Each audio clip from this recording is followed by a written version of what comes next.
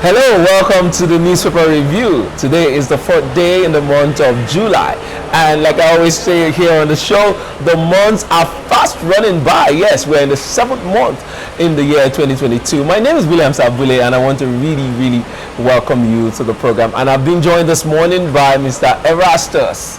You're welcome to the show. Thank you very much for having me. Good to have you here indeed. How was your weekend, by the way? It was very nice, very comfortable. But I'm still tired, so it's just normal. I can see that on your shirt. Yeah. It's a living expression of how I feel inside. As a Nigerian, you're tired of the default mode for any Nigerian is tired. That's an interesting one there. All right, you're welcome to the show. And we want to really welcome you, our viewers. Do well to also be a part of this program. How do you do that? You need to first subscribe to this channel by clicking on the subscribe key. And then don't forget to also click on the notification key. That helps you to get notified whenever we put up our interesting programs here on TAP TV. So do well to follow us. We're also on other social media handles. We're on Facebook as TAP TV. On Instagram is TAP TV_NG. And on Twitter is at TAP TV. So follow us on any of this platform to get interactive with us. All right, this morning we'll be going through the headlines on the newspapers. Let's see what has happened within the last 24 hours. So we'll go through the headlines across newspapers around Nigeria, but that will be right after this break. When we come back, we'll go to the headlines. You stay tuned.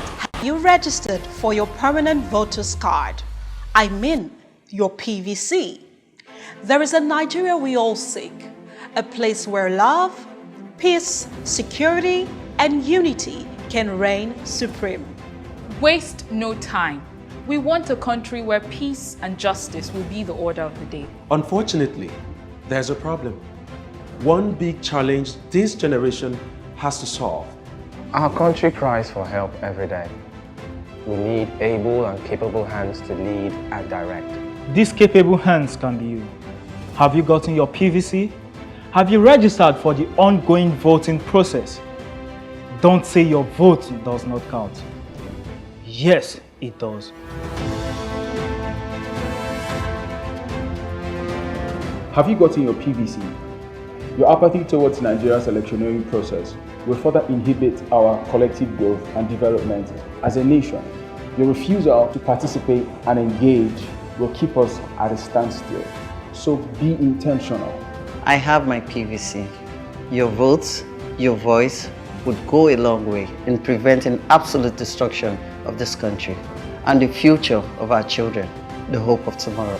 The 2023 Nigerian elections are just around the corner. Go out and get heard. Don't forget, your vote, your voice. This message is proudly brought to you by THAV Media Limited. All right, welcome back from that break. Let's go straight to the headlines for today, the 4th day in the month of July 2022. We'll begin with the Guardian newspaper. And on the Guardian newspaper here, as the headliner, we see stakeholders fear Lekki Seaport will replicate Apapa pains. Infrastructure evacuation concerns undermine project's viability. Operator seeks government intervention on cargo evacuation system. Experts say 4th Mainland Bridge Green Rail Line will address concerns. Lagos to implement master plan in 6 months involves stakeholders, says committee head.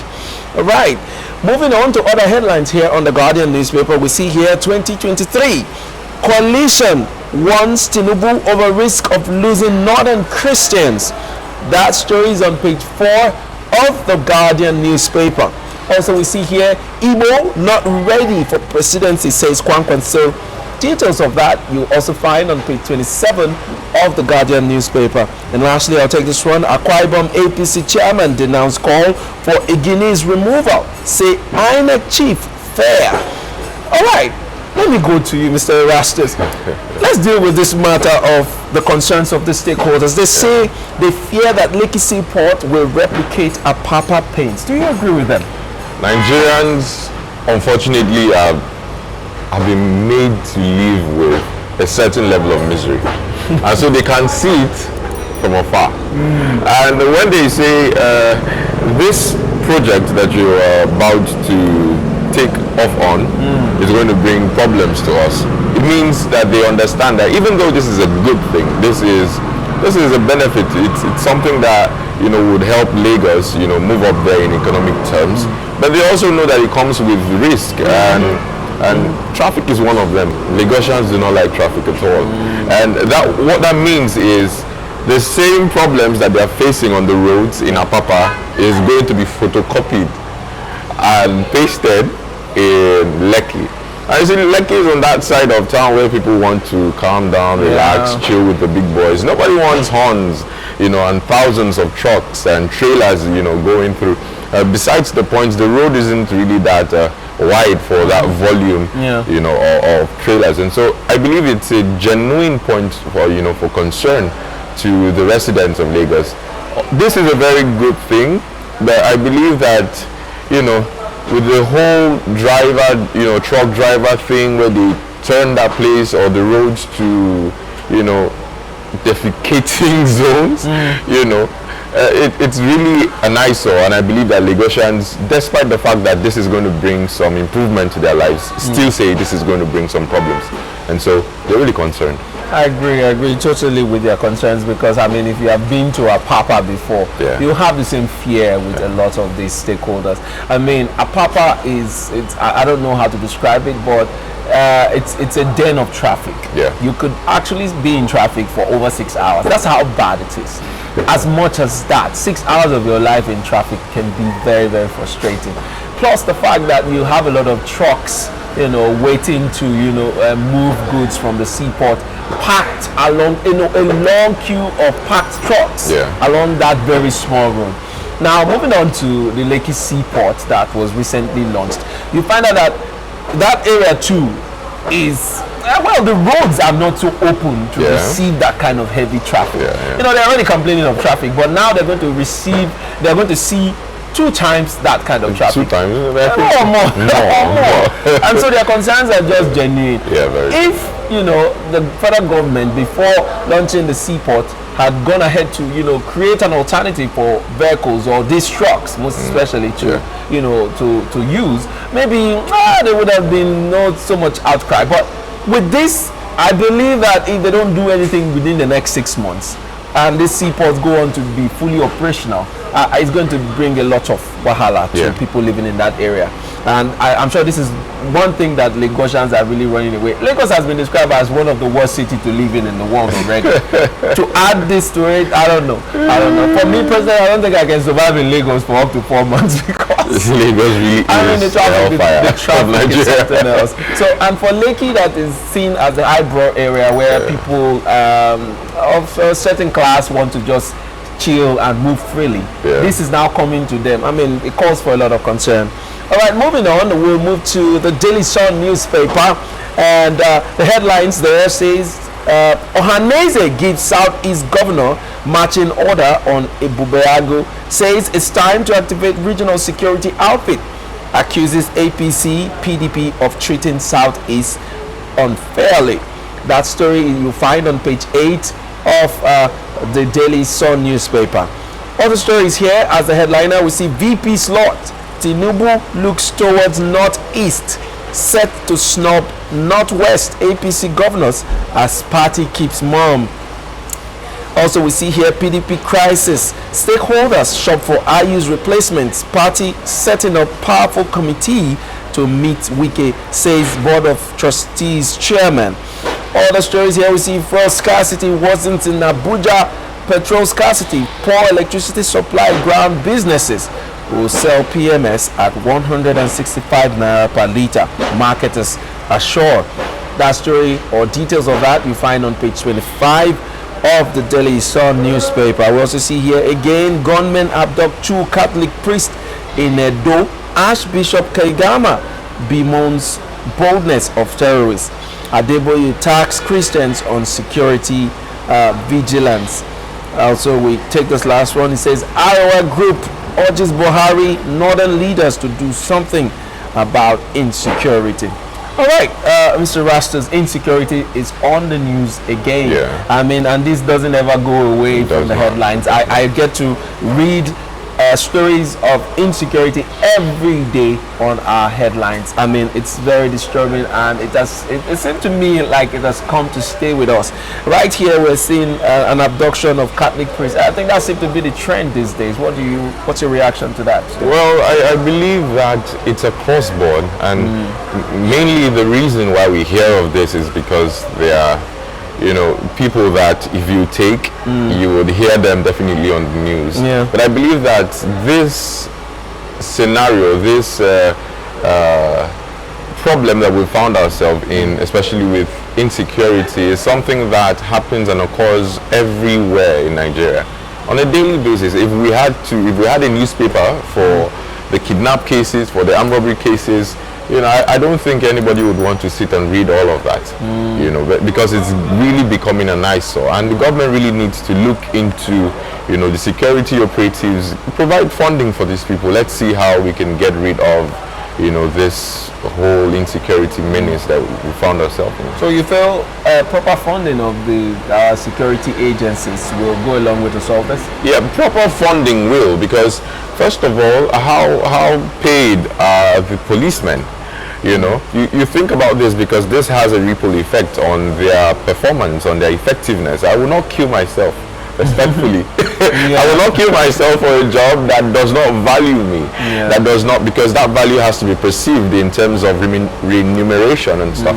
And so if I'm not paid, my children, are going to miss their father. And so I'm not really sure we have any sort of policeman protection, when it comes to what do they call that thing when you retire or you die?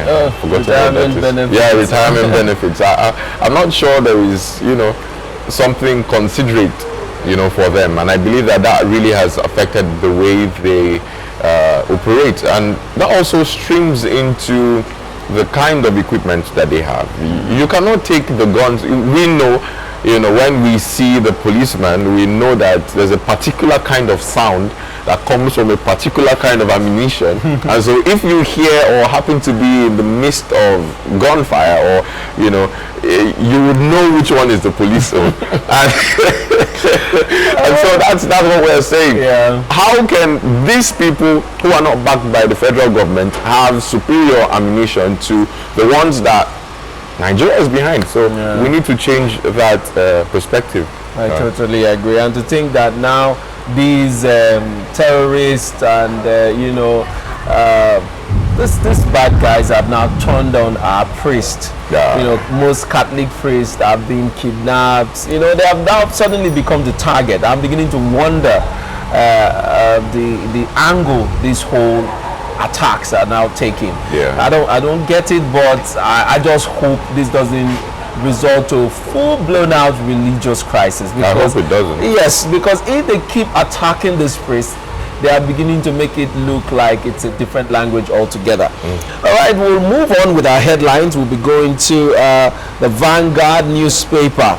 And on the Vanguard newspaper this morning, let's see the headlines. It says, Niger attack, 8 more corpses found in bush, says community youth leader. That story is on page 8 of the Vanguard newspaper. I remember last week, the deadly attack that took place in Shiroro local government in Niger State, where 2 Chinese men were abducted, and scores of soldiers were killed in Niger State.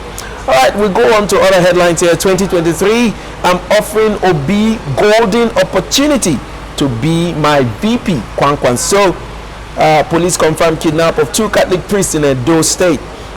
Also, as the big headliner here, it says VP slot, APC governors insist on colleague as compensation. Tinubu pushes for Shetima. Stakeholders in dilemma. Ignore Northwest, pick your running mate from North Central, Northeast, APC tells Tinubu. All right, what's your reaction to this story, the 2023? That's this story by Kwankwaso. He says, 2023, I'm offering Obi golden opportunity to be my VP. Do you agree with him? Yes. I do not know how to term that, because the Nigerians are really keen on making a difference. Yes. In 2023, and Nigerians see Peter Obi as, that are we campaigning for him or not? But basically, the common man sees Peter Obi as someone who is relatable, someone who has the Nigerian interest at heart best, And so saying you're offering Peter Obi a golden opportunity doesn't really sit right with me, because politics is a popularity thing. Popularity plays a big role. Yes, you go everywhere and there are slogans, and these are organic things. There has not been any payment from the Peter Obi campaign team. You see, there are slogans that have risen. We know they give shishi, stuff like that. And I believe that Governor Kwankwaso, which we believe, or those in the Peter Obi fold, believe that he is, good material for running mate. But we believe also that for you to be presidential aspirant, you believe yourself to be well enough to, you have the confidence for it, and I believe that's just what he's trying to show, that he's confident enough, but for me, I see Kwankwaso. I also know that Kwankwaso is a strong and very influential figure in the north. In the north. And so he believes that he has the force and the numbers, to run for the presidential seat. And he also is looking for a credible alliance from the south and the southeast. So that validates his call for Peter Obi to join him as his running mate. But that call would have been really valid maybe in the last 2019 election, not now. Not now. Now Peter Obi has gained a lot of relevance amongst the youth, amongst a lot of Nigerians that believe that he is a different breed from what we've been dealing with for quite a while. So if he makes it to the villa, there could be a positive change in the outlook of Nigerian economy, and a whole lot more security and otherwise many other things. So hence the whole support that he has gotten. And I don't see him, succumbing to being a VP. I believe that those in the Peter Obi fold do not believe. I think that if Peter Obi does succumb to the pressure from the NNPP to, be Kwankwaso's running mate, it might spell doom.